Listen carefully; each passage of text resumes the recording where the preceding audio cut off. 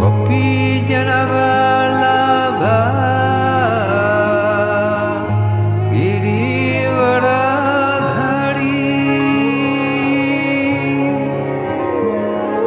gopi janavallabha.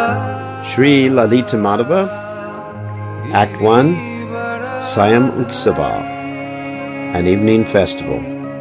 The introduction. The beautiful moon-like glories of Mukunda give distress to the lotus-like faces of the wives of the demons and to their raised breasts, which are like gleaming Chakravaka birds. Those glories, however, are pleasing to all his devotees who are like Chakora birds. May those glories forever give pleasure to you all. Let us offer our respectful obeisances to the dark cloud of Lord Krishna, which showers the goddesses of the 8 directions with a rain of sweetness, which eternally decorates the gopis with beautiful vine-grown leaves and flowers, and which embraces to its chest the peerlessly splendid moon of Sri Radha. Sutradhara speaking, after the Nandi slokas are finished, "Enough with these pompous words." He glances over the audience. Aha! Aha! Lord Shiva, who is crowned with the half-moon, who is expert in tasting the sweetness of always living in the groves of Vrindavan, who is the Lord of Brahmakunda's shores decorated with hosts of great lotus flowers, and who is famous as the master of the gopis, appeared to me in a dream and ordered me to write this play, named Lalita Madhava, which I am now eager to present to the many Vaishnavas assembled on this holy day of Diwali to worship Govardhan Hill at the entrance of the Madhavi Madhava temple on the shores of Radhakund. The moon-like Supreme Personality of Godhead, who is known as the son of Mother Sachi, has now appeared on the earth to spread devotional service of himself. He is the emperor of the Brahmin community. He can drive away all the darkness of ignorance and control the mind of everyone in the world. May that rising moon bestow upon us all good fortune. A voice from the sky. What are you saying? How have you become so bold to try this? Sutradhara speaks. I must follow this order. I have the order from my superior. Listen. Who is this audience? The people in this audience are filled with all good qualities. Who am I? I am foolish Rupa Goswami. I am awed by this exalted audience. Today I take shelter of they who have taken shelter of Lord Krishna. Today I pray for the mercy of He who is an ocean of mercy and a festival of transcendental bliss. Glancing at the audience before him, he says, O devotees like bumblebees in the lotus flower of Krishna's feet, please give your mercy to me. By resting on the mercy of great souls such as yourselves, I shall become free of all fear. Great devotees are peaceful and filled with spiritual opulences. They double others' virtues and are cool to others' faults. They are softly shining, cooling stars that decorate the evening sky of Lord Vishnu's feet. Note, Doshi here means both faults and evening, and Vishnu Pad means both Lord Vishnu's feet and the sky.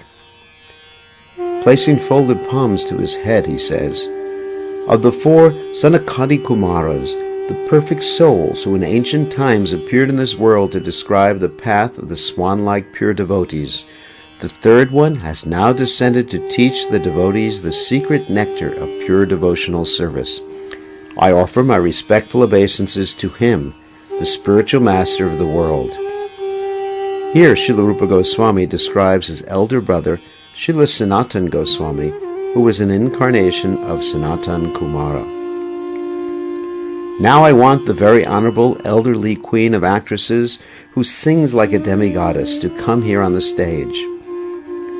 Nati enters and says, Dear friend, my heart is not eager to accept this role as a villainess in this auspicious play.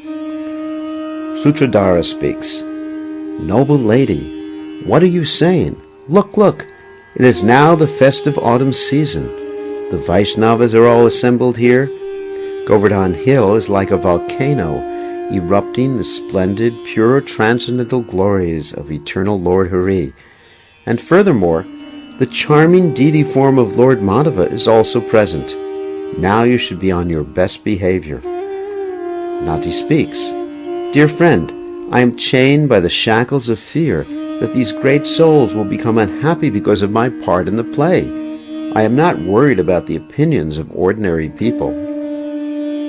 Sutradhara speaks. Noble lady, great souls are always saved from sufferings. Even if somehow or other a devotee takes birth as an animal in the jungle, as a human being in one of the directions of this world, as a demigod in the celestial planets, or even as a resident of hell, the Supreme Personality of Godhead always brings him to his lotus feet. The Lord never wishes to abandon him. Nati speaks. My son, you speak the truth. Still my better discrimination has been robbed by love for a certain person, and I am now bewildered. Sutradhara speaks. Noble lady, please tell. To whom are you bound with love? Nati speaks. My son, he is a descendant of the Charanas. His name is Kalanidhi. Sutradhara speaks. Who is he? I don't know. I only know that name. Kalanidhi means he who is an expert dancer, endowed with all noble qualities, charmingly youthful, famous in this world, and intent on breaking his enemies in the battlefield. Nati speaks. By the kindness of fate, I, an old lady, have obtained an extraordinary daughter-in-law named Tara. Now I will give her to Kalanidhi.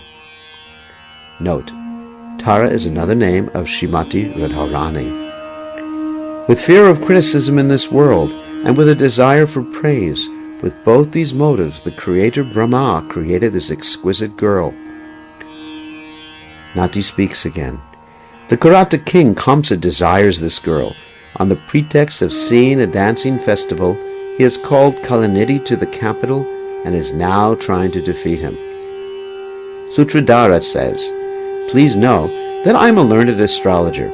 I shall now explain to you the effect of the heavens on this present moment. He thinks for a moment, and then happily says, Don't worry.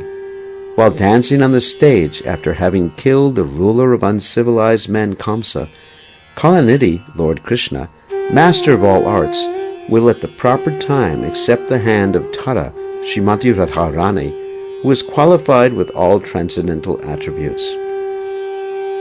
Purnamasi speaks from behind the scenes. Afraid of King Kamsa, and thus unable to directly announce the marriage of Radha and Krishna, a certain person instead tells the story of the dancer and the king of the Karatas.